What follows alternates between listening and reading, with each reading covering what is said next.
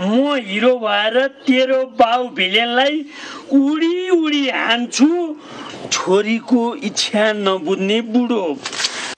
होइन कि बुढो भित्रै छ बुढो भित्र नभएको भए त जुरेले यस्तो इसारा त नगर्नु पर्ने पङ्दुरे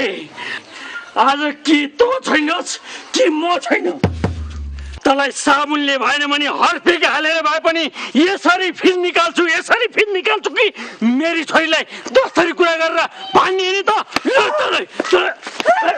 तँ बिचमा किन आँटिने ल सरापे तैँले यो थाल माझेर भित्र कोठामा जस्ताको तस्तै लगेर राख सुनिनस् तैँले जा छिटो थाल माझेर भित्र लगेर राख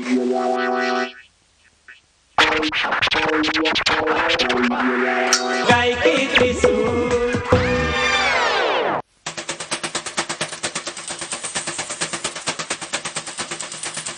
न अहिले गुकुल दिन्छ अनि झिम्की दिदी मलाई चक्लेट किनिदिनु न चक्लेट छैन चक्लेट किनिदिनु भने झिम्की दिदी चक्लेट खाने चुप लाग सुन म तँलाई चक्लेट खाए जस्तो गर्छु त खाए जस्तो गर है त चक्लेट नखाने अम्बक खाने अम्बक कहाँ छ अम्बक उता छ जानु न टिपेर ल्याइदिनु त आँपको रुखो कहाँ अम्बाको रुखो आँपको रुखमा अम्बा फल्दैन क्या सराबु जानु न त्यहाँ गएर हेर्नु त फला छ जानु न टिपेर ल्याइदिनु हे तेरिका तँ त आँपको रुख हो कहाँ अम्बाको रुख हो आँपको रुखमा पनि अम्बाकै फल्छ सराबु जानु त त्यहाँ गएर हेर्नु फला छ जानु न झिम्की दिदी फला छ क्या टिपेर ल्याइदिनु न जानु न झिम्की दिदी त्यसो भए आँप टिप्नु नि त गएर टिप्दिनु ए भाइ भाला भइदिनु झिम्की दिदी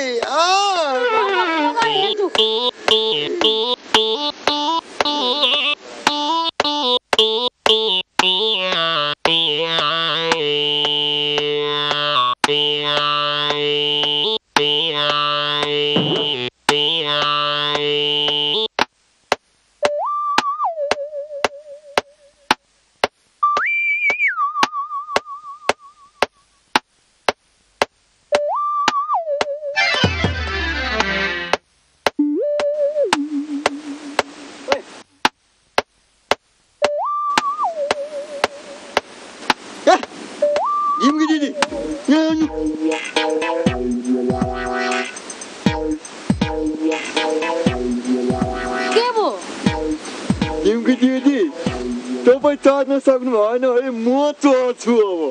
आज त्यसो गर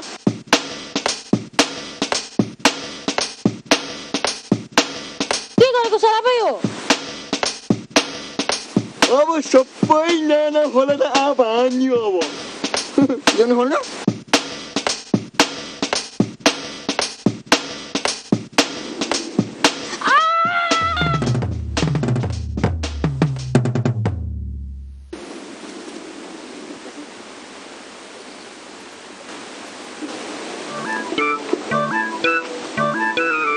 काका ए झुसिले काका काका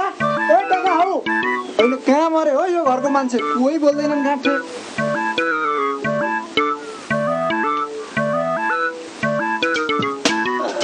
होइन यसरी बिहान बिहानै अर्काको दैला अगाडि आएर सियाल बासी बाँध्ने को हामी हो काका हामी अनि के कामले मुन्ट्यौ त यसरी हुल बाँधेर ए काका पनि हँसाउनु रहर गर्नुहुन्छ दुईजना आएका छौँ कहाँ हुल बाँध्नु खासमा कुरो के हो भने नि काका हामी तपाईँसँग बाँस माग्न आएको बाँस माग्न तिमी के भयो को मरे फेरि यो दसैँको मुखमा तेरै नातेदार हो विचार दसैँको मुखमा जुठो पर्यो तँलाई 13 दिन हो कि कति दिन हो न त मैले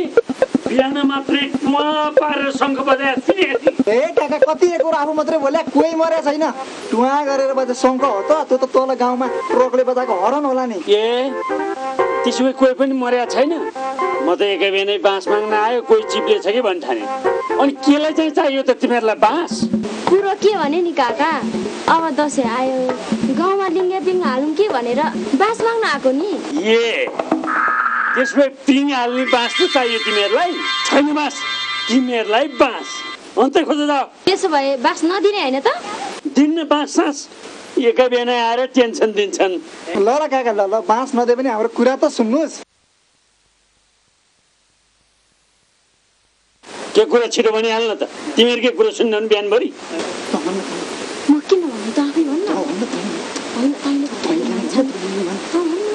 के तरुनी फका त तैँले भन्दा मैले भन्दा खुल्कुल कुरा के भने नि काका तपाईँहरू जस्ता बुढापाका मान्छेलाई हामी जस्ता युवा युवतीहरूले दसैँको अवसर पारेर मासु चिउरा खाने व्यवस्था मिलाएका छौँ काकालाई त्यसैको निम्तो छ यो हो र कतिखेर खुवाउने कतिखेर कहाँ नि कहाँ मासु चिउरा खुवाउने कार्यक्रम 10 बजे हो ठाउँ कहाँ भन्नुहुन्छ भने हाम्रै घरमा हो ल काका अहिले हामी जान्छौँ गाउँभरिहरूलाई पनि बोलाउनु छ ल ल ल छिटो त अनि सुन त त्यो गुन्द्रुकमा झोलाले त्यो मासुमा धेरै झोला हालेर पकाउने होइन बुझ्नु के छोटो मर मसला तेल हालेर फल मासुको कबाब बनाउने टाउको बेग्लै परिकार बनाउने आन्द्रावणीको भुटान बनाउने विभिन्न परिकार बनाएर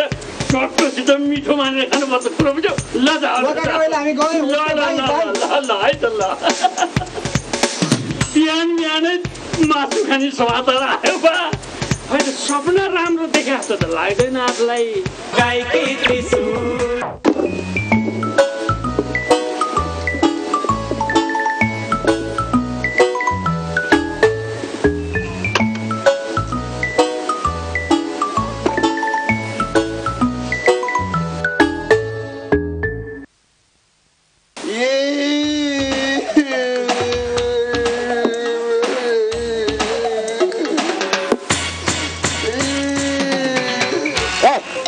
पुत्रलाई मलाई झिम्की दिदीले आँप दिनु भने आँप खाने रे यो बेमौसममा तँलाई आँप खाने रहर चाहिँ कसले दिन्छ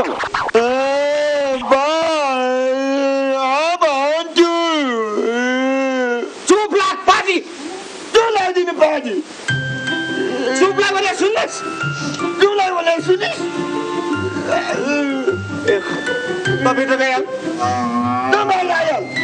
होइन यसलाई आज के भइरहेछ सुल्टो भन्यो उल्टो गर्छ उल्टो भन्यो सुल्टो गर्छ ए भगवान् के भयो फेरि यसलाई फेरि अर्को आफत आइलाग्ला जस्तो छ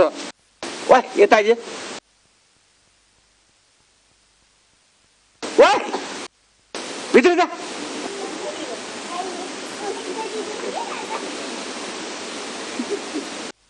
के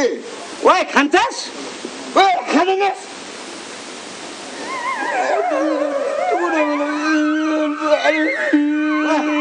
मेरो छोरो नरो नरो भने नरो नरो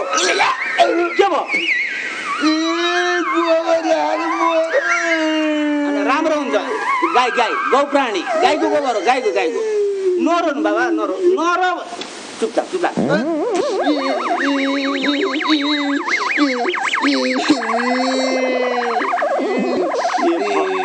के भयो यसलाई यो गाई उल्टो भन्दा सुल्टो सुन्छ सुल्टो भन्दा उल्टो सुन्छ के गर्नु मैले अब ल रुवा रुवा रुवा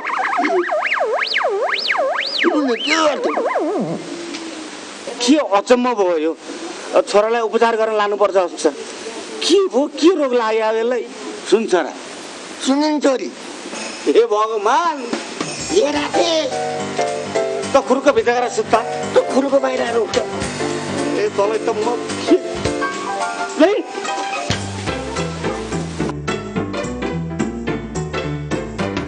भगवान् कुञ्जुनीको श्राप लाग्छ नि मलाई यो बुढेसकालमा छोरो लौरो होला भनेको दुधो लाएर मर्न आँटेको पाडो जस्तो घाँटीमा ढुङ्गेर बसिरहेको पड्काएर मेरो चालु पढाउँछु अरे शिवचलाई तँ बच्यो पठाउनेलाई बोल्छ र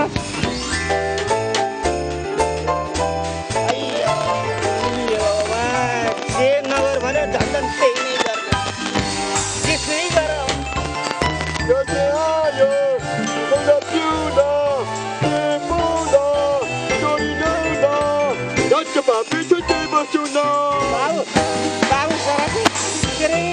टाउको मजाले बजा बजा बजा बजाउदिन बजा बजाउदिन म बजा न बजा घरको बाबु टाउको दिँदैन नि त बाबु बजा न बजा बजाउदिन मजाले बजा न बडा गोपाल दाइ यो के चाला हो बिहे गर्ने उमेरको दुमदुम त्यो गनाउने बोकाले जस्तो छोरालाई बोकेर कता ओइ मोती तेरो आँखा झुको परेको छ क्या यहाँ बिरामी छोरो बोकेर झारफुक गर्नुमा हामी कहाँ जाँदैछु लौ न यो मैले के देख्नु परेको तिम्रो यो चाउरे बाँदर जस्तो छोरा कसरी बिरामी भयो नचाहिँदो कुरा गर्छौ